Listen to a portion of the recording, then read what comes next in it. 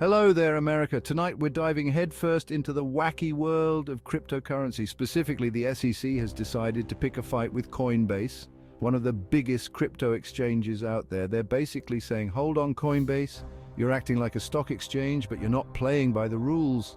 See, the SEC thinks Coinbase is letting people trade digital assets that should be registered as securities. They're talking about things like initial coin offerings or ECOs and other tokens. Now, the SEC is supposed to protect investors from shady dealings. That's their whole jam. But Coinbase is singing a different tune. They're arguing that these digital assets aren't actually securities. They're more like, I don't know, digital beanie babies. Look, I'm not a financial advisor, but even I know that comparing crypto to beanie babies probably isn't the strongest defense. This whole thing is a big deal, folks. It's like the SEC is trying to stuff the genie back into the bottle, but the genie is wearing a Bitcoin hat and yelling about decentralization. The outcome of this case could have huge repercussions for the future of crypto in the United States.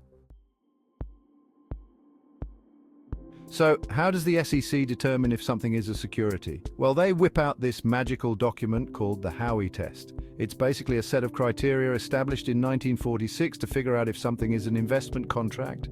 And yes, you heard that right, 1946. Back when people still thought computers were just fancy calculators, the Howey Test looks for things like, is there an investment of money? Is there an expectation of profits? Is that profit coming from the efforts of others? If you answer yes to all three, then congratulations, you've got yourself a security, at least according to the SEC. Coinbase is basically saying, nah man, our digital assets don't fit that mold. They argue that people are buying crypto for all sorts of reasons, not just to get rich quick. They might be using it for online purchases, sending money overseas, or maybe they just like collecting digital tokens. Who knows, it's a wild west out there in the cryptoverse. This legal battle between the SEC and Coinbase is about more than just one company. It's about the fundamental nature of cryptocurrency itself. Is it a legitimate asset class, or is it just a speculative bubble waiting to burst? The answer to that question could have a profound impact on the future of finance. If the SEC wins this case, it could open the floodgates for a wave of new regulations.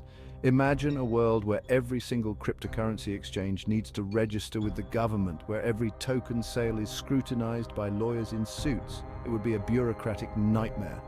On the other hand, if Coinbase comes out on top, it would be a major victory for the crypto industry. It would send a clear message that the government can't just waltz in and start regulating everything in sight. It would be a win for innovation, for freedom, for the little guy. Okay, maybe I'm getting a little carried away, but you get the idea. Section 4, a win for the SEC, a regulatory earthquake. Let's say the SEC gets its way and the court sides with them. What happens then? Well, it would be a major blow to the crypto industry, that's for sure. Coinbase would likely have to delist a bunch of tokens that the SEC deems to be securities. They might even face hefty fines or other penalties, but the impact would go far beyond Coinbase. Other exchanges, like Binance and Kraken, would be watching this case very closely. If Coinbase loses, they might start to sweat a little bit. They might even preemptively delist tokens to avoid the wrath of the SEC. A win for the SEC could also stifle innovation in the crypto space. Startups might be hesitant to launch new tokens in the US, fearing that they could run afoul of securities laws. The US could fall behind other countries like Singapore and Switzerland that have taken a more hands-off approach to crypto regulation. Section 5.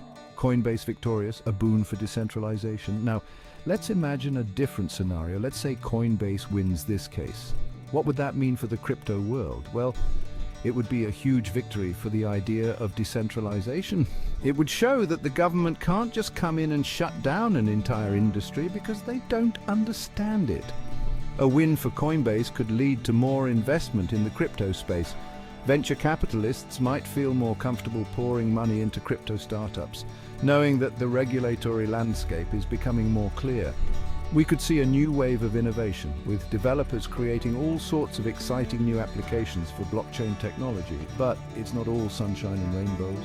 A Coinbase victory could also lead to less consumer protection. Right now, there are very few regulations governing the crypto industry. That means that if you get scammed, you're pretty much on your own.